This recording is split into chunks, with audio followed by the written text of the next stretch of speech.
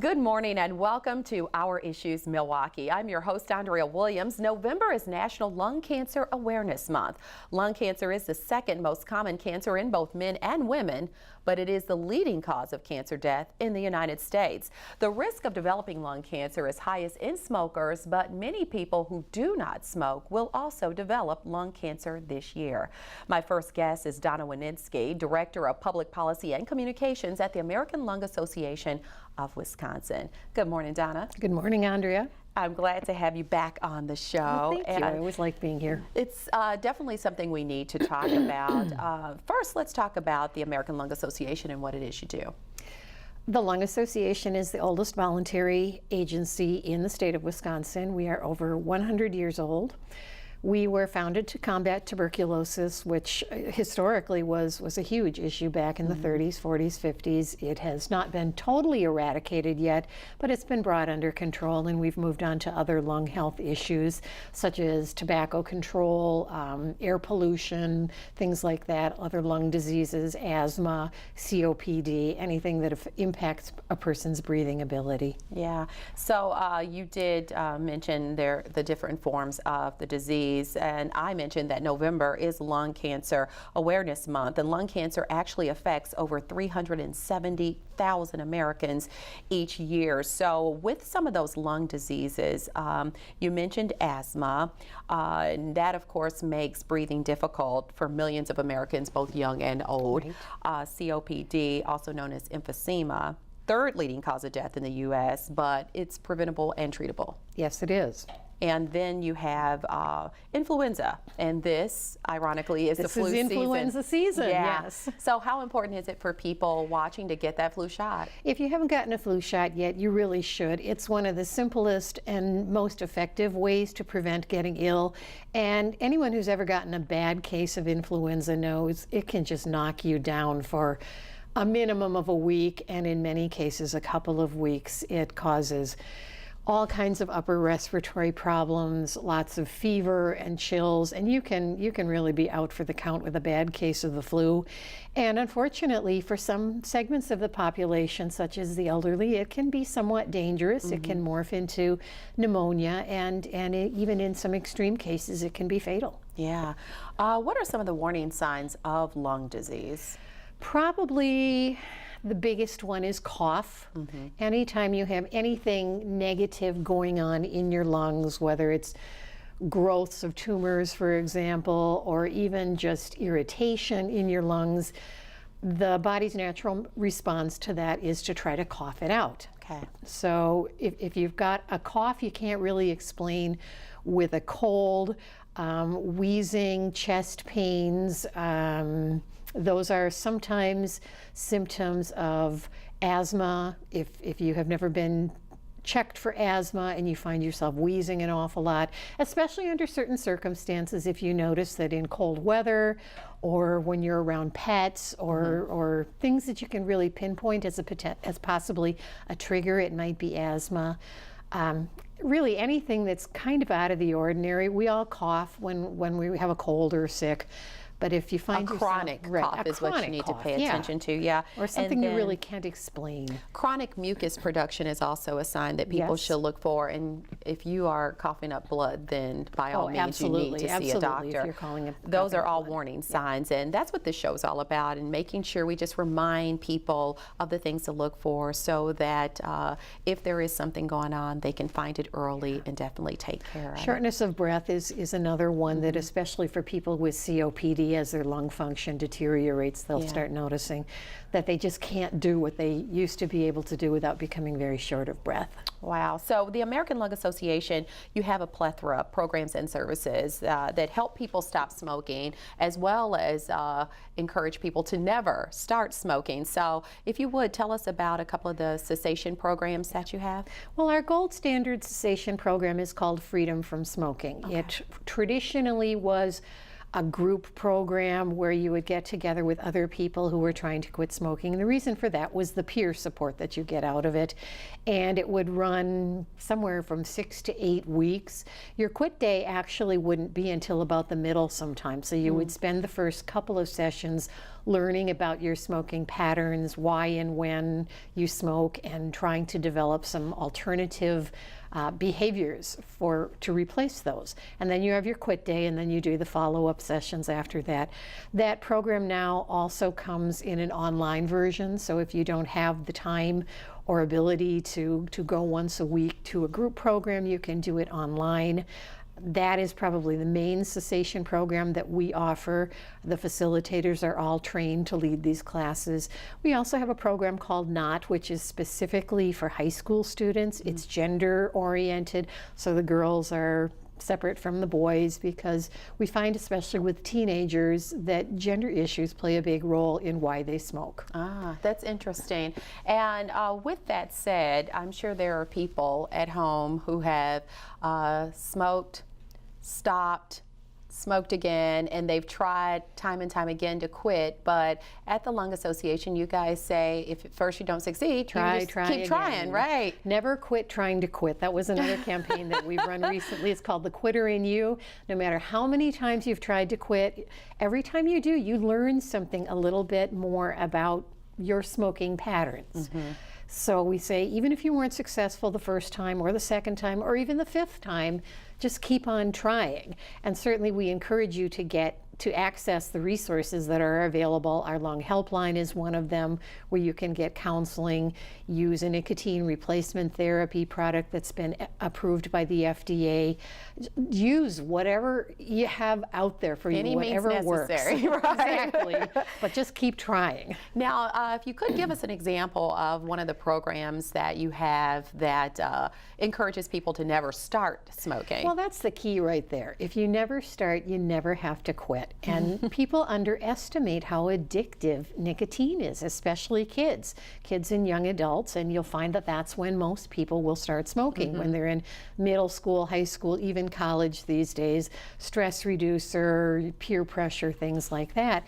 And a lot of people start saying, with the attitude, I'm only going to smoke socially, I'm only going to smoke when I'm out with my friends, and then the nicotine takes hold. So we have programs to try to educate, particularly the youth, about the addictive nature of tobacco products, about how the tobacco industry really targets them as the next generation of smokers and manipulates them into really thinking it's a cool thing to do. And we focus a whole lot on the prevention method. And one of our programs is actually called FACT, and it's a peer program. So you have your own peers working with other teenagers to teach them about the dangers of smoking and these other things that I mentioned. And it really is much better received by that particular segment of the population when it comes from their peers than if it were to come from me as a parent or a teacher or somebody like that. Yeah, and just an observation that I've had, looking back on growing up, there were, and it still exists, but not as much. It's just not as glamorous as they, marketing tried to make it. Like all the Hollywood stars would have cigarettes, and then I remember the marketing of Virginia Slims specifically to women. And that's exactly why you see women's lung cancer rates going through the roof now. Yeah, so it's just like, but it seems as if this generation, they're more aware. Not everybody thinks it's glamorous or okay. I think there's more young people, would correct me if I'm wrong, that realize it's really not that cool. Yeah. Fortunately, that is the truth. We have seen youth smoking rates go down steadily over the past 10 years or so, maybe even a little bit longer. We had a high school smoking rate maybe 10, 12 years ago of over 30%. Wow. And we are now down in about the mid-teens or so. That's awesome. That's really good news. The not so good news is, while most teenagers are not smoking traditional cigarettes anymore. They are experimenting more with other tobacco products, like little cigars, for example, are really big with the high school set, particularly the flavored ones, grape cigarillos, chocolate, cherry, you name it. I don't even know what that is. Oh yeah, they're tobacco products Wow. now. Non-cigarette tobacco products come in just a whole assortment of candy and fruit flavors. They come in beautifully bright colored packages, so they look like candy. I mean, you could find these things in your kid's backpack and not even realize that they're cigarettes, or not even realize that they're tobacco products. That's interesting, Yeah. and good information to give to parents watching. So let's talk about the popular electronic or e-cigarettes. I don't know what to think of them, because you think that they would seem harmless, but that's not the case. Well, first of all, they also come in those candy and fruit flavors. So those are very definitely taking a page right out of the marketing playbook of the tobacco industry and appealing to young users, teenagers, young adults. It's like digital world. Your Exactly. cigarette's even electronic. Exactly. It's that Wow. digital appeal. The marketing images are very similar. If you were to look at the advertisements, they were almost like the advertisements right out of the 70s and the 80s before they were outlawed. It is the next cool thing to do, and they are being marketed as safer alternatives. A, the jury is out on that because we don't know whether they're safer or not. B, pretty much anything is safer than smoking a cigarette, but that doesn't make it safe. There are hundreds of brands out there, literally, of these e-cigarettes. Many of them come from China, where they're not regulated in any way, shape, or form. So far, they're not regulated here in this country, either for ingredients or marketing practices. So our opinion on e-cigarettes is, until they really are proven to be safe by the scientific community with peer-reviewed body of evidence, Verdict is still out. the verdict is out, and we say you're try at your own risk is kind of our bottom line. And that's pretty scary to do. Yeah. You shouldn't be inhaling anything into your lungs other than clean air. I like that. That's Yeah, very that's true. right. That's why you're here today, to reiterate that thought. You recently held your lung force walk, and you exceeded expectations, raising more than $100 million. That's great news. Nationwide, yes. Here in Wisconsin, our piece of it was $100,000. That's so awesome. And it really was a goal. It was about a 25% increase over last year's walk. This was actually the first lung force walk that we did, where it really did focus on that women's lung cancer piece of things and the rising incidence of lung cancer. So we were really happy with how this walk turned out. And that was your inaugural. Yeah, it was our Walk. inaugural lung force That's walk. awesome. That's awesome. What do you do with the fundraising dollars? How does that go back to the American Lung Association? A lot of it goes into research, certainly research for cures and treatments of lung disease, lung cancer, in particular with the lung force walk. It's a big emphasis. Policy efforts, ways to change social norms. A lot of programming is funded out of our special events, education, those types of things. Okay, and as we wrap up, I just want to remind everybody, and I mean, March seems like far away, but it's really not. You'll be presenting your Fight for Air climb, and it's March 21st. And the good thing is that it's just not too soon to get ready for that, because you're climbing lots and lots and lots of stairs. That's right.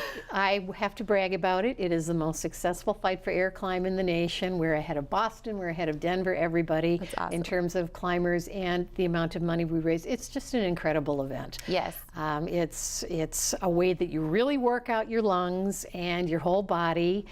And it happens at the U.S. Bank Center, the tallest building in the state of Wisconsin. And we have people come from all over the states, from northern Illinois. It's a wonderful event. Yes, it is. And again, registration is already open for that. already open. It's on March 21st, and they can get more information on that and everything else you've talked about on your website. Right. And that address is? Well, our website is www.lungwi.org. The climb website is just fightforairclimb.org. lung.org. There you so you have can go it. directly there. Okay, and a phone number for more information as well, 1-800-LUNG-USA. Right. That will get you to our office or to our lung helpline. Thank you so much Thank for you. stopping by. It's always good talking to you. Dona Wininsky is the Director of Public Policy and Communications for the American Lung Association of Wisconsin. Again, the website for more information, lungwi.org. And when we return to Our Issues Milwaukee, we'll switch gears and find out more about an organization that's committed to educating the public about how to stop diabetes and support those living with the disease. We'll do that when we return to Our Issues Milwaukee.